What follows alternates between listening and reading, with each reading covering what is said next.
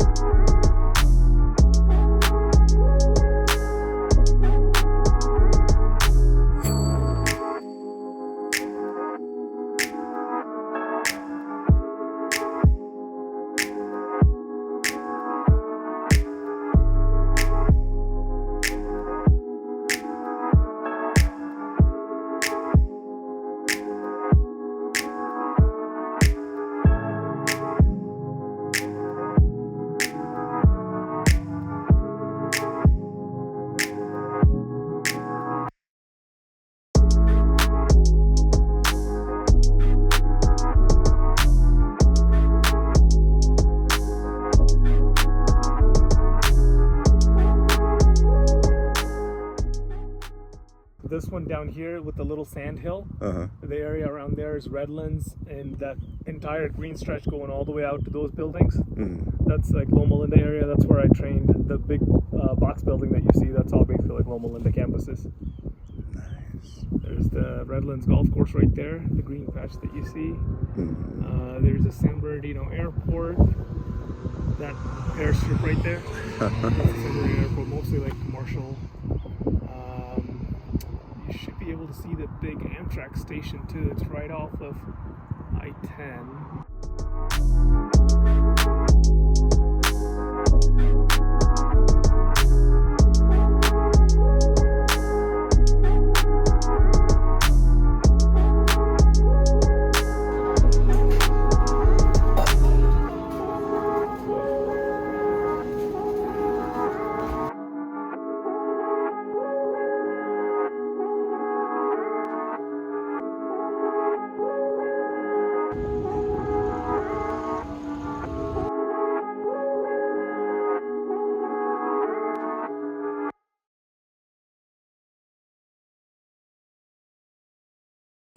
Hey everybody, I'm excited to show you the next step in getting the Grand National back on the road, the floorboards. So check out what I got to deal with. All right, so here is the passenger side floorboard, and pretty tinny up at the top, so we'll be replacing pretty much all four corners. And you can actually see a few pinholes up there. Like I said earlier, we do have this big piece or section missing. Underneath this section is probably the worst, right?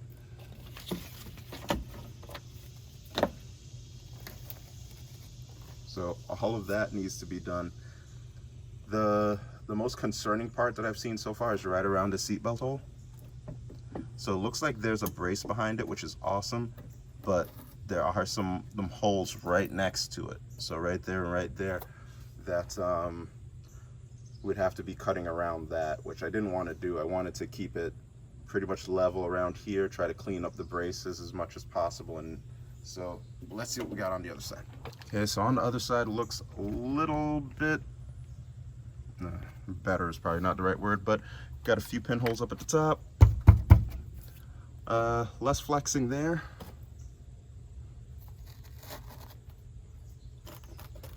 I can hear and feel the rust, but it seems to be pretty solid until you get to this back corner, and then you can see that there as well. So definitely a lot of work to be done. Got to clean up, get a better idea for what needs to be replaced and cut out. But now that we're here, we can actually get everything situated. So here's one problem that I've found with these floor pans just by setting it in. What I'm seeing is what's bent out here and here as the bottom shape of our floor pan, it's not wide enough. And to show you all this, I'm going to pull all of this over to one side.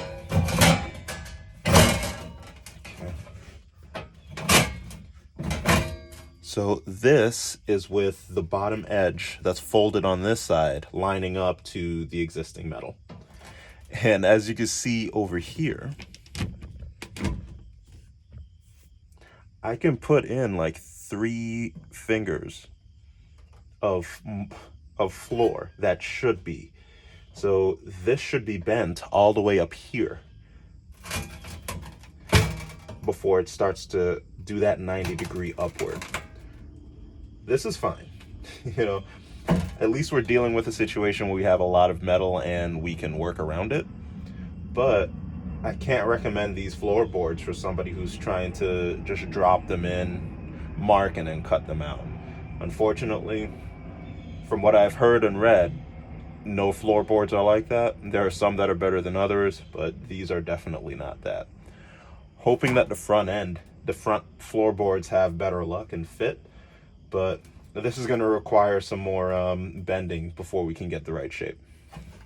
All right, so using all of my guides in place, I have enough information to where I can make the cut. So I plan on making the cut below here because there's a transition between good and rusty metal. I plan on making it as close to here as possible, but I'm gonna bake in about 1/2 inch of leeway so I can make sure that I'm not going too overboard with my cut. And I'm gonna come across on the inside here, keeping the same 1/2 inch figure in mind. And across the back, I'm going to go just beneath this fold because I don't want to have to recreate that fold with my new metal. Everything leading up to it seems to be in pretty good shape. So I'm going to come across here and then the same here. And I'll make a dip down here to make my connection to what's on the inside of this body. Keeping in mind the cable that's running underneath here. So let's go. Safeties first. So I got my eyeglasses. I have my gloves. The only thing better would be a full-on face mask, but I'm just going to be careful and I'm going to rock with what I have here. So here goes.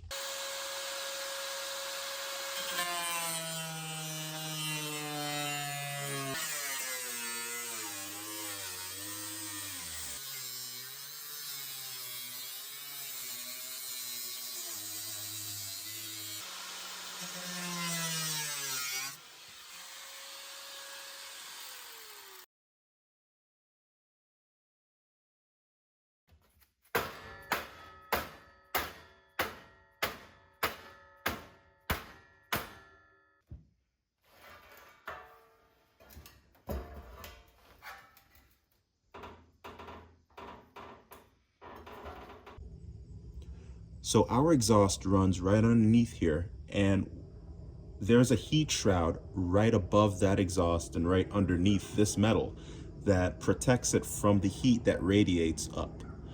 And we want to make sure that we don't cut too deep into this metal and gouge and mess up that heat shroud. So what I've done is say no deep, like don't go deep here. And I have a starting point and an ending point of where that heat shroud and exhaust is. So it's very important that you mark out the areas that it's not safe to cut deep on so you don't run into any serious situations, because the last thing we want is to cut too deep, you damage your exhaust, you damage the heat shield. It's not a good look.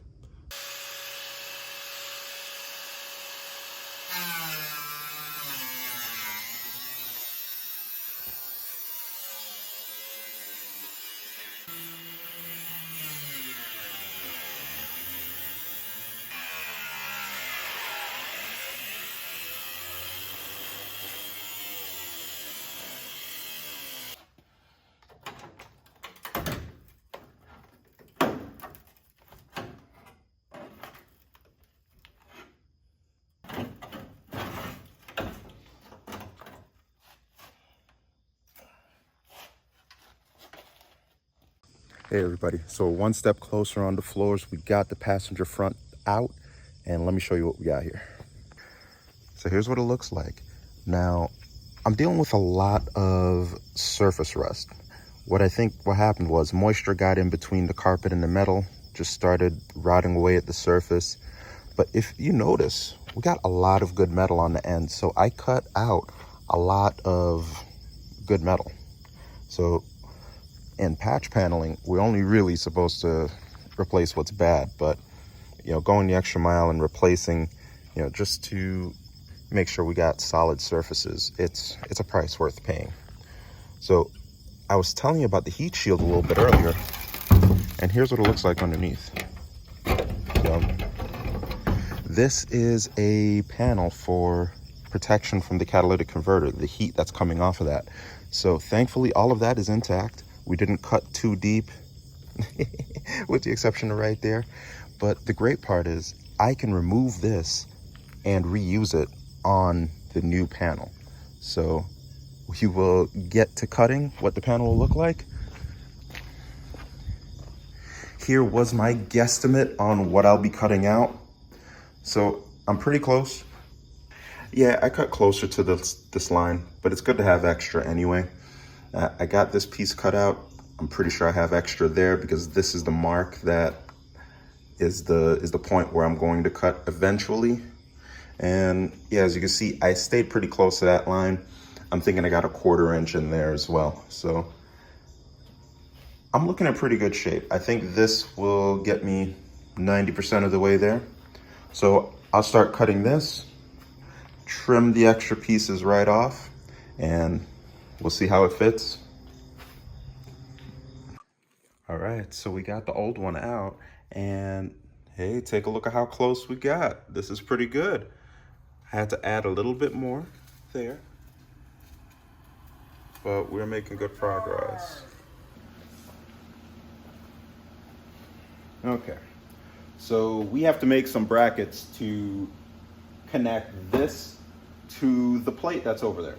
So I have to take this sheet metal and make brackets that we can tack weld right on each corner and give it a place to mount. That way I can use hardware like this to shore everything up and make sure it's good to go.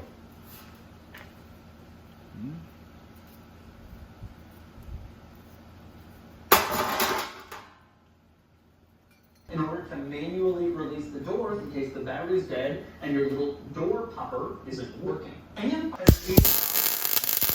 one reason for that is that this one has performance. And this bar one thing you notice right away is you start really driving.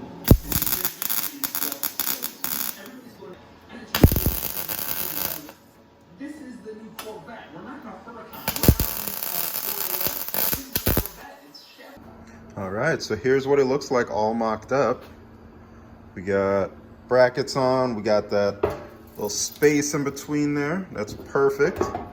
So what I'll do now, I'll just get some protection on here, make sure no rust comes through. So we got to paint it. And of course, the underside of all these pans, they're going to be coated with undercoating. So I won't paint that quite yet, especially since I still got to weld it into the car. But might as well do that while I'm at it. So we'll get some black on there, make sure everything looks right, and we'll get this last major floorboard into the car. So close. By this weekend, I'm really hoping I'll be finished with floors so I can get carpet in there and seats and all the other good stuff that's needed to get this car on the road. So stay tuned.